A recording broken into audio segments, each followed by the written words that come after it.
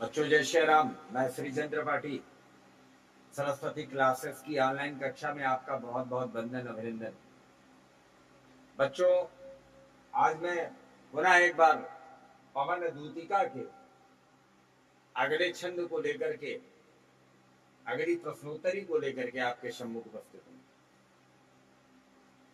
इससे पहले आप एक वीडियो देख चुके होंगे, आज ये दूसरी।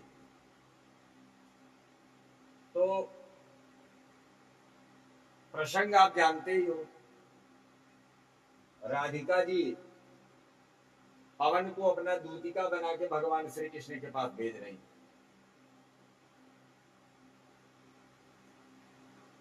शीर्षक का नाम है पवन दूतिका। रचनाकार हैं अयोध्या सिंह उपाध्याय हरिओध। हरि माने सिंह, औध माने अयोध्या, अयोध्या सिंह हो गया। लेखक का नाम बहुत याद करने की जरूरत नहीं है, अगर हरिओध लिखा है तो आप समझ लीजिएगा। आइए हम इसका वाचन करते हैं। मेरे प्यारे नव जलद से कंज से नेत्र वाले, जाके आए न मधुबन से और न भेजा संदेशा। मैं रो रो के प्रिय विरह से बावरी हो रही हूँ। जाके मेरी सब दुख कथा, जाके मेरी सब दुख कथा श्याम को तू सुना दे। आप भी वाचन करना। संक्षिप्त अर्थ, इसे व्याख्या तो नहीं कह सकते। अगर आपको व्याख्या चाहिए तो डिस्क्रिप्शन में जाइए और एक बार वहां से व्याख्या अच्छे से पढ़िए, उसके बाद में प्रश्नोत्तरी के लिए आप तैयार होंगे। फिर आपको और बढ़िया से समझ में आ जाएगा, कहीं कोई बाधा नहीं रहेगी। आइए फिलहाल एक संक्षिप्त अर्थ बताते हैं। राधा जी कह रही हैं कि मेरे प्यारे, प्यारे कौन है? कृष्ण। कैसे हैं? नव जलद से, नए बादल की तरह है। नया बादल बड़ा सुंदर होता है, बड़ा सॉफ्ट होता है, बड़ा कोमल होता है। मेरे भगवान श्री कृष्ण अर्थात मेरा नायक कैसा है? नए बादल की तरह है। कंज से नेत्र वाले, उनका नेत्र कैसा है? कंज माने कमल, कमल के समान उनका नेत्र है। कमल के समान किसका नेत्र है? भगवान श्री कृष्ण का, अर्थात राधिका जी के नायक का, राधिका जी के इष्ट का। नए बादल की तरह उनकी सुंदरता है। और नेत्र कैसे है? कंज, कंज कमल की भांति। जाके आए ना मधुबन से, बता रही है, पवन से बता रही है कि जाके आए ना, मतलब गए तो लेकिन लौटे नहीं। गए तो लेकिन लौटे कहां से? मधुबन से। मधुबन तो वो गए लेकिन वापस नहीं आए। अच्छा, इतना ही होता तो अच्छा था। और न भेजा संदेशा, कोई संदेशा भी नहीं दिया। गए तो लेकिन वापस नहीं आए और ना ही कोई संदेशा दिया। संदेशा क्या देते? अरे भाई किसी कारणों से मैं अभी नहीं आ पा रहा हूँ, आगे आने वाले समय में बहुत जल्द मैं आपके पास पहुंचूंगा, ऐसा कोई मैसेज भी नहीं भेजा। मोबाइल व्हाट्सएप का समय तो था नहीं कि वहां से मैसेज कर देते कि 5 दिन बाद आ रहे हैं। तो ये आप देखिए, उन्होंने संदेशा भी नहीं दिया, कोई मैसेज नहीं किया। किससे बता रही है? पवन से बता रही है। कौन बता रहा है? राधिका जी बता रही। किसका परिचय दे रही? भगवान श्री कृष्ण का परिचय दे रही। मैं रो रो के, मैं बहुत रो रही हूं। क्यों रो रही हैं आप? प्रिय विरह से। हमारा नायक, हमारा प्रियतम हमसे अलग है, मैं उसी के विरह में बहुत रो रही हूँ, और इतना रो रही हूँ कि बावली हो जा रही हूँ, मैं पागल हो गई हूँ। मैं रो रो के अपने नायक की विरह में पागल हो रही हूँ। मैं रो रो के प्रिय विरह से बावली हो रही हूँ।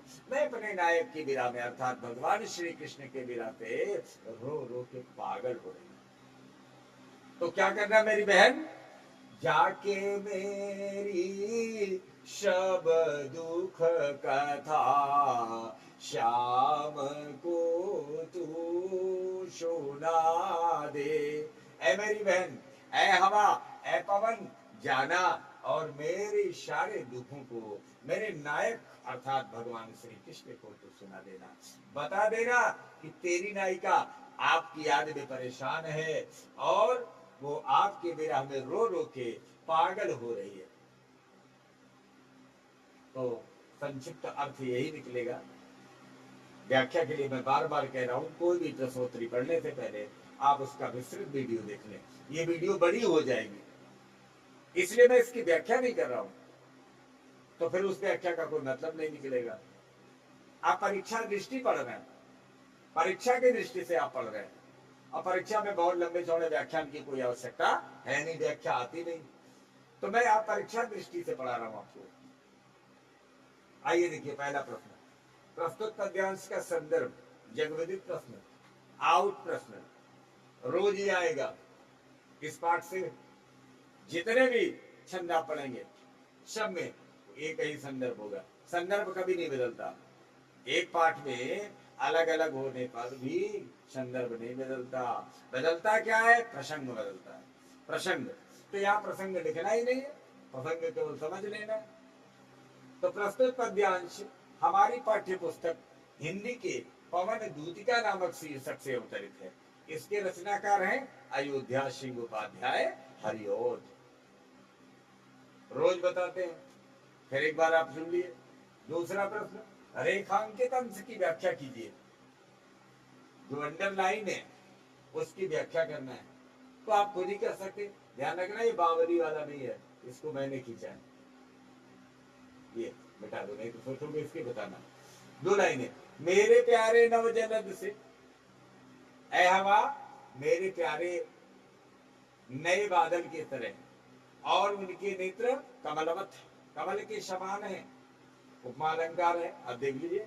कमल कंज से, मैंने कमल के समान नेत्र वाले हैं वो, और वो मधुबन तो चले गए लेकिन वहां से लौटे नहीं, और ना ही कोई संदेशा देगा।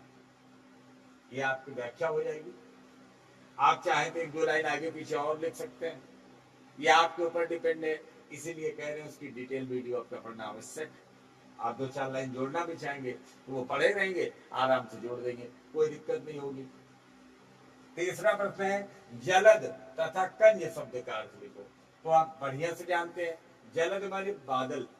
अब बच्चों मैं एक बात बता दूं, पानी के पर्यायवाची में, जैसे मान लो पानी, पानी, पानी का पर्यायवाची क्या होता है, नीर, जल, अम्बु, और बहुत सारे होते हैं। आप देख लो, इसमें यदि आप दा लगा देते हैं, क्या लगा देते हैं, दा, तो बादल का हो जाएगा, सबका अर्थ बादल हो जाएगा। जैसे नीर से दा जोड़ेंगे क्या बनेगा, नीरद। दा माने देना, नीर माने पानी, पानी देने वाला कौन है, बादल है। आगे भी देखो, जल, जल माने पानी, दा लगा दो तो क्या बन जाएगा, जलद, पानी देने वाला अर्थात बादल। अम्बु, अम्बु माने पानी, दा लगा दो, अम्बुद।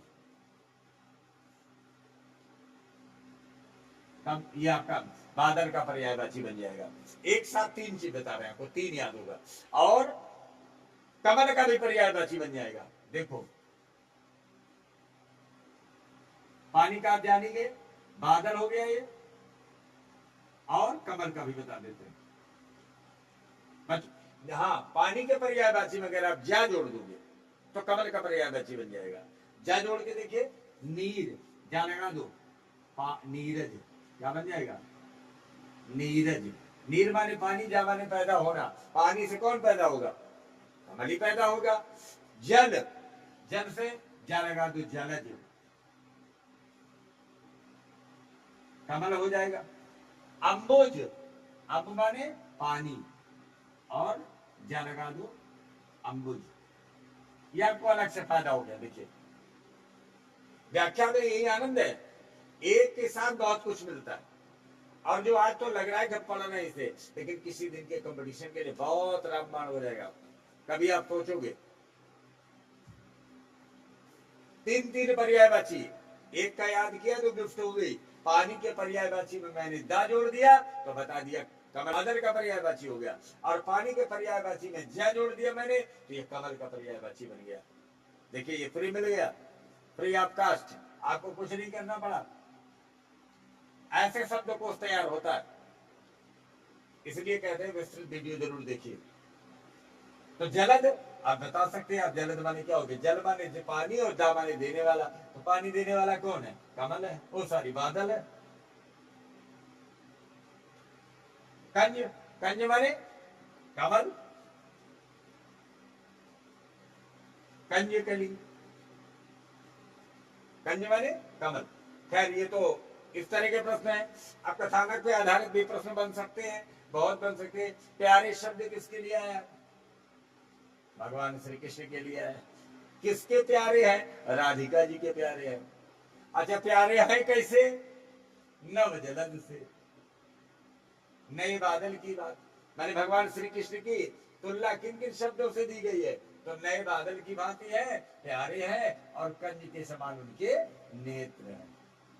ये लो, अगर आपको अच्छे से व्याख्या आ रही है, अच्छा से उत्तर दे लेंगे। चाहे जैसे प्रश्न पूछे, मधुबन कौन गया है? कृष्ण गए हैं। कौन गया है? कृष्ण गए हैं। ये लोग, ये भी उत्तर आ गया। कौन मधुबन जाके नहीं आया? कृष्ण मधुबन जाके नहीं आया। किसने संदेशा नहीं भेजा है? कृष्ण ने संदेशा नहीं भेजा है। ये बात किसने कही? राधा जी ने कही। किससे कही? पवन से कहा। पवन से कहा ये बात। रो रो के कौन पागल हो रहा है? तो राधिका जी पागल हो रही है। कौन पागल हो रहा है? राधिका जी पागल हो। किसके विरह में? तो प्रिय विरह लिखा है, तो प्रिय माने आप यही लिख दोगे प्रिय विरह, अच्छा नहीं रहेगा। कृष्ण के वियोग में, भगवान श्री कृष्ण है नहीं है ना, पागल हो रही है। बावली शब्द का अर्थ बताइए। बावली माने पागल। कौन बावली हो रहा है? राधिका जी बावली हो रही है। जाके मेरी शब्द कथा श्याम को तो सुना दे। कौन ऐसा कह रहा है? राधिका जी कह रही है। दुख कथा किसकी बताना है? राधिका जी की बताना है। किसको बताना है? भगवान श्री कृष्ण को बताना है। यहाँ दूतिका कौन है? पवन है। किसने दूतिका उससे बनाया? राधिका जी ने बनाया। तो दूतिका किस प्रकार का शब्द है? स्त्रीलिंग शब्द है। दूतिका का पुल्लिंग क्या होगा? दूत होगा। तो कितने प्रश्न आप चाहे तो अपने आप से बना सकते हैं और सारा उत्तर आप दे सकते हैं बिना मेरे कोऑपरेट किए। अगर व्याख्या आपको अच्छी आ रही है, हर शब्दों पर आपकी पकड़ है, तो चैलेंज है, कोई भी एग्जामिनर कैसे भी प्रश्न बनाए, सबका उत्तर होगा। कौन सा छंद है? मंदक, मंदक क्रांता है। कई बार बताएं आपको, मंदक क्रांता छंद है। और अलंकार देख लो, उपमा ये है, कंज से आ गया, ये सब उपमा का सूचक है। तो कोई परेशानी का विषय नहीं है। हमारे ख्याल से जो भी प्रश्न बन सकते थे मैंने आपको बताया। अब आपको खुद भी कोशिश करनी चाहिए, और आप इंटर में आप हमसे ज्यादा सोच सकते हैं, और सोचिएगा। अगर कोई प्रश्न बनेगा तो आप कमेंट में बनाइएगा और हमें भी बताइएगा, हम भी देखेंगे हमारा बच्चा बहुत अच्छा कर रहा है। कम से कम 2-4 प्रश्न अपने ढंग से तो बना के भेजो, कमेंट करके बताओ कि क्या प्रश्न आपने बनाए हैं। अगर आप प्रश्न भेजोगे तो मैं भी सोचूंगा कि हमारा बेटा थोड़ा और सोच रहा है, और जो अच्छे बच्चों के लक्षण है। तो आज के दिन बस इतना ही। मिलते हैं आपको कल अगली प्रश्नोत्तरी के साथ। आपका दिन शुभ हो। जय श्री राम, जय जय श्री राम।